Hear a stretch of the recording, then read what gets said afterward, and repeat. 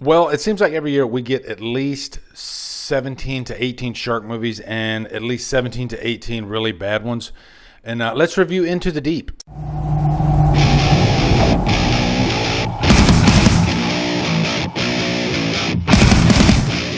Into the Deep stars Scout Taylor Compton, Richard Dreyfus, and is directed by Christian Sesma. It's like we got 80 kilos down there just waiting for us. Let's go get him. You won't say anything. Wish I could believe that, Chief. No! There is a shark out there, and it is hunting. What's up, guys? Welcome to a brand new 2025 review. If you'll excuse the setting, I'm actually house sitting. You can hear the dog. Come here, buddy.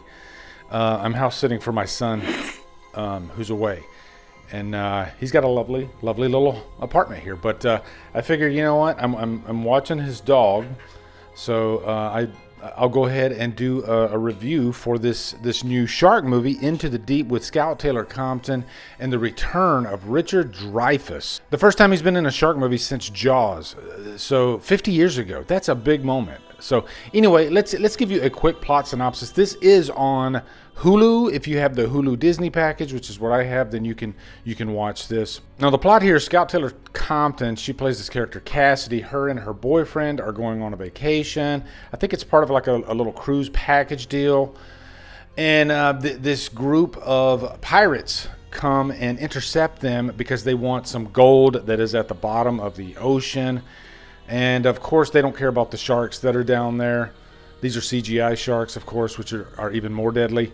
But she's happens to be, we've seen this story a million times, a person who's on vacation who happens to be in a horrible situation, which is what she is. Now, before I give you the pros and cons, Stuart freaking Townsend is in this, who was originally supposed to be Aragon.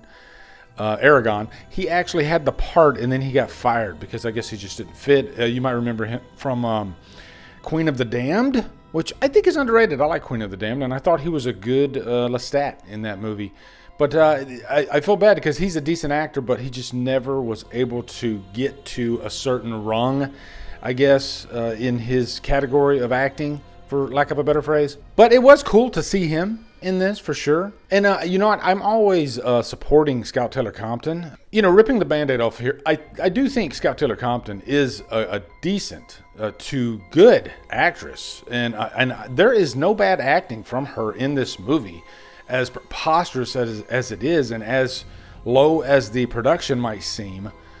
She definitely shows up for work, and she treats every project she does like it's a big, like, Hollywood studio type movie, like say Warner Brothers or Sony or something like that.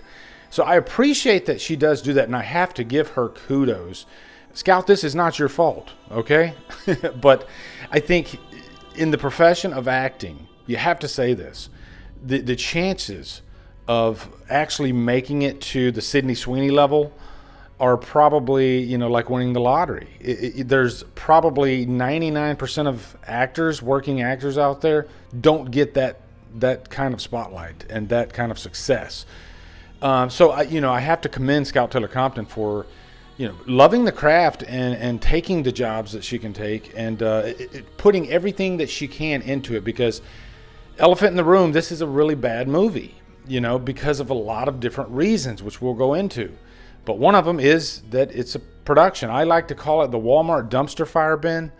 And, you go to Walmart, you see the dumpster fire, and you will see the greatest freaking movie posters that you have ever seen in your entire life. And the general rule is the better, more creative the poster, the worse the movie.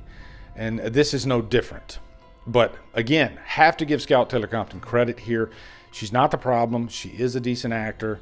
Really, all the actors give it their best. And really, I've already told you the good part of the movie, Scout Taylor Compton. It is fun watching her work. She is in a two-piece in this movie. So at least you have that. But make no mistake, this movie is absolute garbage. And the reason I say that is because it's a shark movie.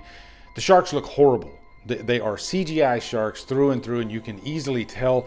And you could take a movie like The Shallows, which I do believe most of that shark action in that movie was CGI, but damn, it looks good. It looks so real, and that is one of the best shark movies outside of Jaws.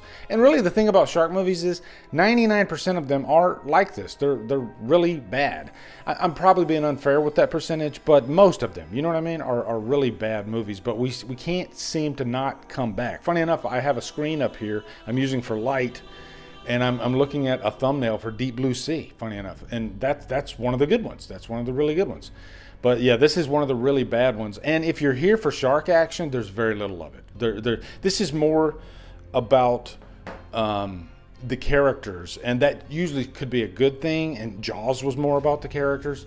But I think the preposterous nature of the villain in this movie, who is a knockoff Mickey Rourke, it ratchets up the silly level that this movie is.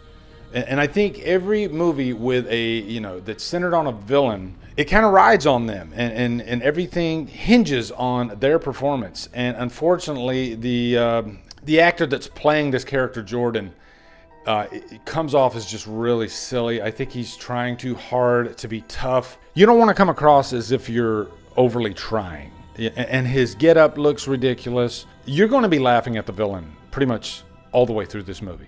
And you're going to be like going, really? That guy? And that's not a knock on the actor himself, although the acting isn't really great at all. But it's just the get-up of the character. It's just really one-dimensional. It doesn't come across as a menacing type of villain, and it's more tell instead of show. He constantly makes threats at these people. Yeah, there's some bad stuff that happens in the movie, but it leans heavily on the threat, and the threat is not that menacing. Let's talk about Richard Dreyfus real quick. That needs to be discussed. He's older in age. One of the subplots of the movie is his relationship with his granddaughter, Cassidy, played by Scout Taylor Compton.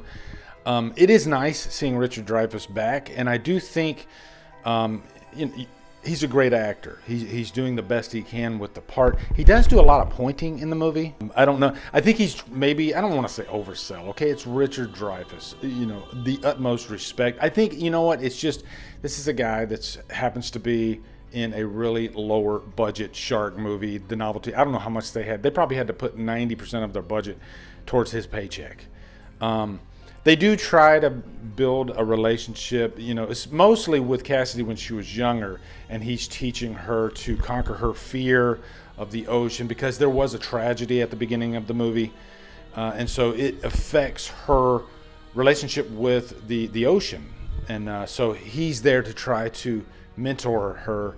And I guess that is one of the nicer aspects of the movie. And I think if this movie did have a bigger production, bigger budget, better director, all that stuff, then they could have really fleshed out and made something really nice out of this part of the movie. But I think it's hard to take it seriously when you see the preposterous, main point of the movie with these pirates coming and trying to get the gold.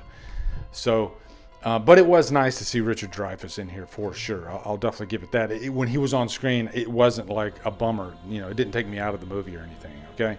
But it did make me reminisce about Hooper and how great of a character, like one of the greatest freaking side characters, I think, ever in history. Hooper's so memorable, and he has great lines. And Mr. Holland's Opus 2 is another movie that I love with Richard Dreyfuss. So there's my Richard Dreyfuss part of the review, I guess. And a major problem of this movie is the budget, the production. It looks like a very cheap, independent type budget. You know what? I don't give those movies too much of a pass, because there have been great examples of movies with lower budgets, but somehow they pull out a fantastic film. It does happen, We have cases like some of the earlier Kevin Smith movies. We have like the Blair Witch Project. Take the budget that you do have, and it might be very little, and find a way to use those elements to the best of your ability to create maybe a lower budget 16mm type feel. I don't know what the answer to that is, but there are cases of very low budget movies that are great. And this one just feels like the cinematography, like there wasn't that much time put into it. I don't know. But yeah, it's just a really, really bad movie, and I don't want to waste too much of your time. Watch it if you want to laugh and maybe drink while you're watching it, but you know, again, Scout, this isn't your fault, but this is just a horrible shark movie that doesn't really give you much in the way of shark action, and when it does, it's mostly CGI. Okay, so I'm being repetitive, but yeah, this movie is a dumpster fire, and it's close to a Looped in Hell, but I'm going to give it, because of its budget, I'm going to give it a 2 hours lost. Okay, I reserve that for movies that should have known better. So let me know your thoughts on Into the Deep in the comments. Looking forward to hearing them. Also, be sure to come over to Killer Flicks, where we talk horror all day and every day, and on Fridays, we do for our Fridays. Follow me at Drumdums on my socials, support me on Patreon, become a channel member, buy me a coffee. Anyway, guys, thank you so much for watching. Have a good day, and Drumdum out.